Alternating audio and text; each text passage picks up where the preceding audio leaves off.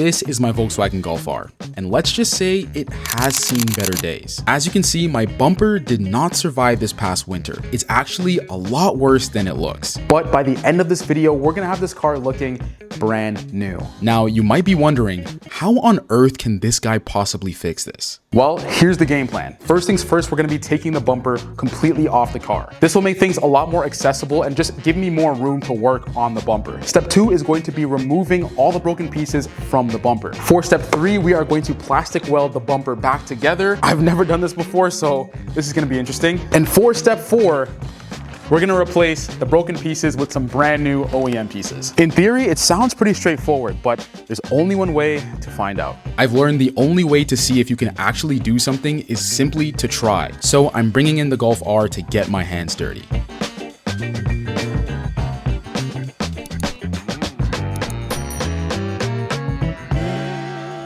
And once the car has been jacked up and placed on jack stands in a surprisingly sketchy yet impressive manner, it's time to start taking this thing apart. The wheels are off the car. I spared you guys the boringness of that. Now we gotta take the grill off because the grill goes into the bumper as well. Now you can take this off as one piece, but I like to take them off separately. And then of course, we're gonna do all the hardware that's kind of like in the inside of this, also underneath the bumper, and this thing should come right off. Easier said than done because this was the most trouble this bumper has given me. I swear I broke like 2 or 3 tabs in the process. Okay, no shot, I just broke the tab. Oh, that did not sound good. But with a little bit of persistence, I was able to get the bumper off in one piece. Well, technically not, but you know what I mean. So we have the bumper off right now. It did come off a little bit sketch, so I really hope I didn't break anything. And now we can get a better look at what's going on behind the bumper. And as you can see here, condenser absolutely cooked. Now, I tried the AC and it still worked, so I might not even change this thing. I might just leave it looking as janky as it does. But as you can see here, we definitely need a new deflector because this thing is hanging on by a thread.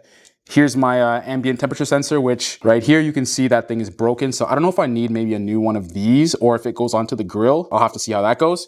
And then on this side too, this deflector is pretty broken as well. Now, as for the bumper, quite a lot's going on here. Random plastic pieces stuck in the bumper, probably the deflector.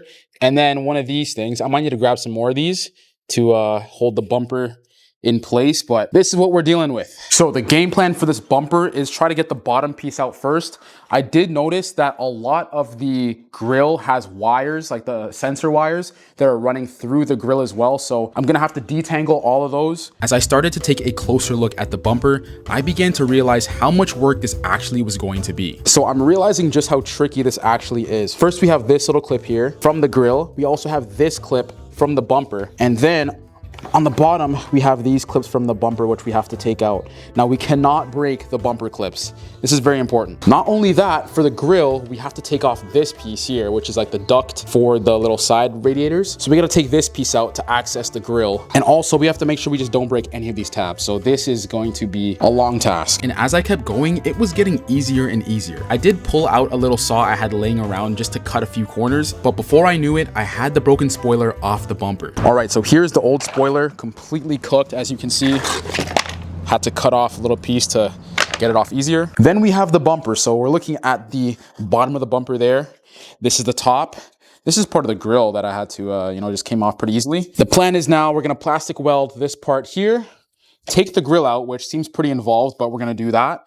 And then we can replace with the new stuff. And since the grill was already broken, it actually made it a lot easier to take out. I was able to break it even more when needed, and it made the process a lot smoother. All right, we have the grill completely out and in a whole bunch of pieces because I broke it. And now we have the full bumper stripped down, so we can start working on actually mending this. I do think it would be smarter though to put in the new grill first so that it actually gives the bumper a little bit of like structure. And once we have that initial structure, we can then go ahead and mend the bumper so it stays in that formation. Little did I know, I was completely wrong. I just made a pretty big mistake. Let me tell you, it definitely helped that some of these tabs were out already because as you can see, there's just so many that you have to follow around the entire bumper.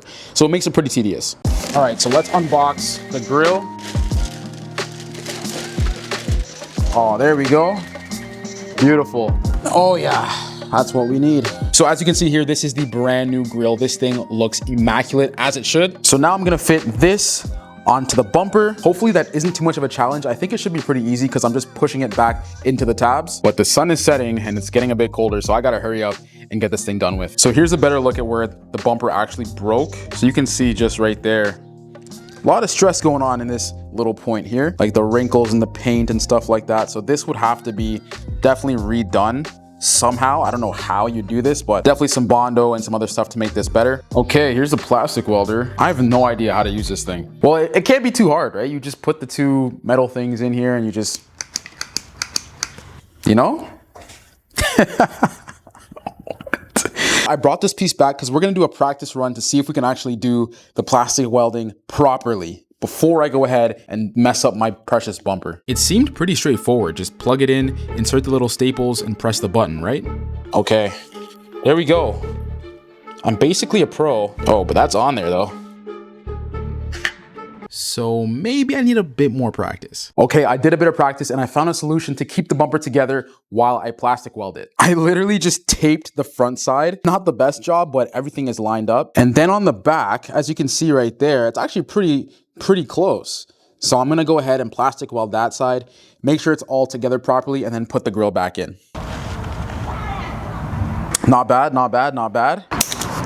Honestly, not too bad. And then on the front, it does not look too bad, right? So of course this has to get fixed up, but overall, not bad. And here I was, thinking I was making progress. Meanwhile, I was actually making a detrimental mistake. If you still don't know what's wrong, you'll find out in a second. All right, and just like that, the new grill is in, looking fabulous. I had to do another little weld right here. You probably can't see it too well, but I did one right here just to kind of give it a little bit more strength, and because when putting the grill in, this one actually fell out. So it's still pretty good, pretty sturdy, and we're able to get everything mocked up properly. I got these ducts back in on the bumper as well. And now we just got to put in the little under spoiler, which looks pretty straightforward. So that's going to be fun. My fingers are already hurting and they're probably going to hurt some more. So we're going to get that done as soon as possible and call it a day. Let's pull out the bottom spoiler.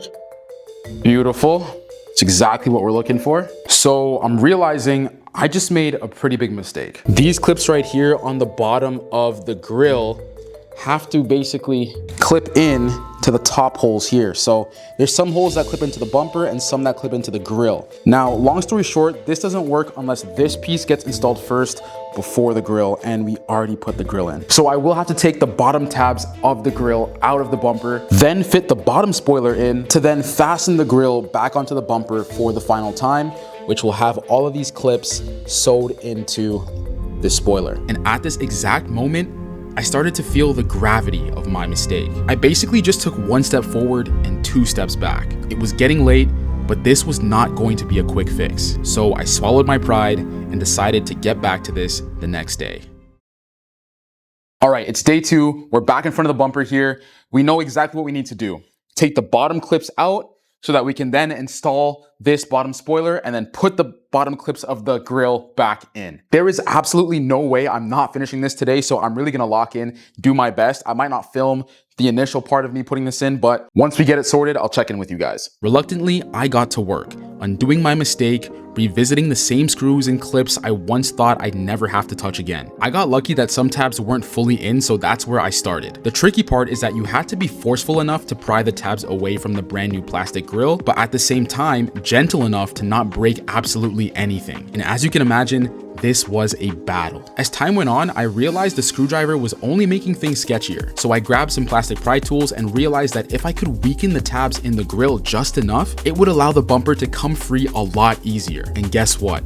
It was working. All of a sudden, things were moving way faster, and before I knew it, I was done. Oh my gosh, finally. That was not fun. I'm never doing that again. With that stressful task behind me, I shifted to installing the underspoiler, which was fairly straightforward, and just like that, we were out of the weeds. Yes. Bro, you don't know how happy I am right now to be done with this whole ordeal. This was not fun. My fingertips are sore to the touch right now, but let me tell you, this definitely pays off. Just looking at it, Even from the underside, like it's just so smooth, so perfect. Yeah, of course we got a little damage here, and you can see where the bumper is broken. Ideally, you'd fix this, but honestly, this is good enough for me. I'm gonna see what I can do. I might have to plastic weld the front of it as well, and then do some body work to it. We're doing this really DIY, but overall, this is a huge W for me. Now we just put the grill back in, and we're ready to go back on the car. And here we go. This is the final product. Damn, my fingers are shaking right now, but it actually came out pretty good. Here's how the little brake looks. Honestly, it could be a lot better, but we're gonna deal with this for now. Overall, I think this is way better than it was before. We also have a special guest here today. We have Steven, also known as Man Golf R. He's gonna help us put the bumper back onto the car, and then I might have a little cheeky drive in his.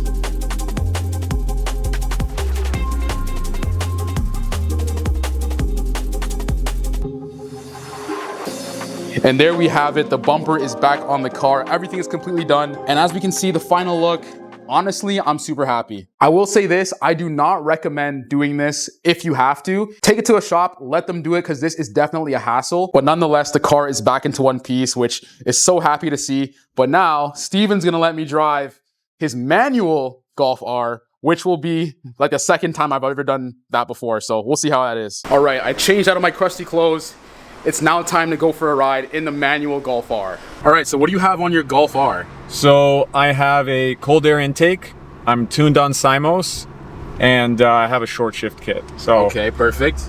And we got all the numbers and stuff going on right here, which is pretty sick. So yeah, man, we'll see what this thing got. Oh yeah. Damn. The blow off too, you guys definitely can't hear it, but the blow off, I hear it. Yeah. She's got some pull, man. She's got some pull. I did drive his Golf R, but I am really out of practice with manual. I have been spoiled by my DSG, and I think that needs to change.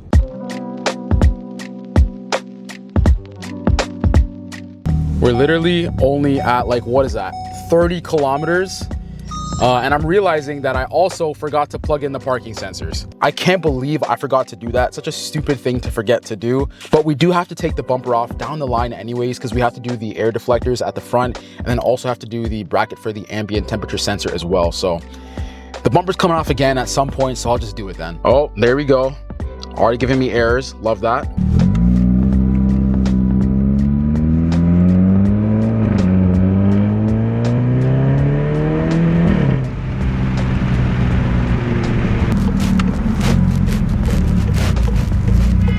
Come on.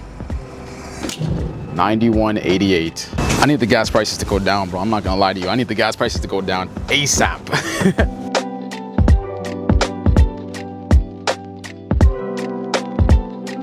At long last, the Golf R is looking a lot more put together than it did before. And as you guys just saw, it wasn't easy, but we prevailed.